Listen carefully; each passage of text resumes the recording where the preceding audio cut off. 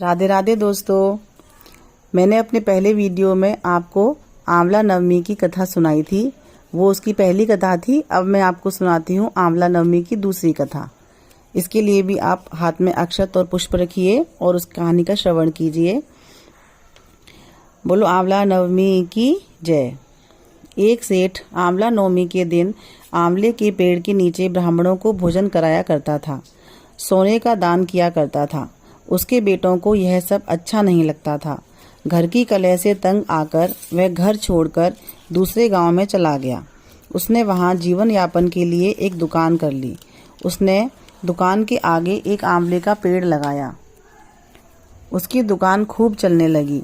वह यहाँ भी आंवला नवमी का व्रत करने लगा तथा उसने ब्राह्मणों को भोजन तथा दान का कार्यक्रम यहाँ भी चालू रखा। बेटों का कार्य ठप्प हो गया।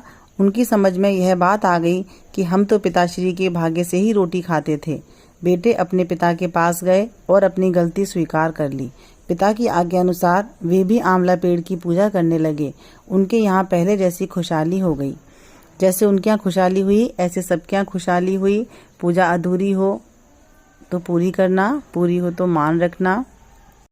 बोलो लक्ष्मी मैया की जय। इस व्रत का संबंध माँ लक्ष्मी से भी है और लक्ष्मी माँ से संबंधित एक अन्य कथा इस प्रकार है। एक बार माता लक्ष्मी पृथ्वी पर भ्रमण करने आई। रास्ते में भगवान विष्णु एवं शिव की पूजा एक साथ करने की उनकी इच्छा हुई।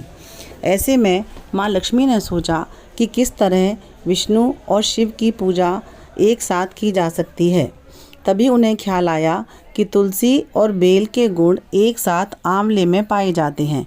तुलसी श्री हरि विष्णु को अत्यंत प्रिय है और बेल भगवान भोलेनाथ को अत्यंत प्रिय है। अतः आंवले के वृक्ष को विष्णु और शिव का प्रतीक चिन्ह मानकर माँ लक्ष्मी ने आंवले के वृक्ष की पूजा संपन्न की।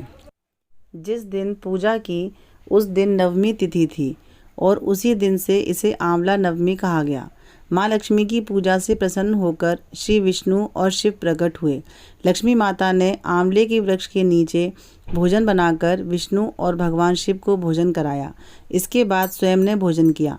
तभी से आंवला वृक्ष पूजन की यह परंपरा चली आ रही है।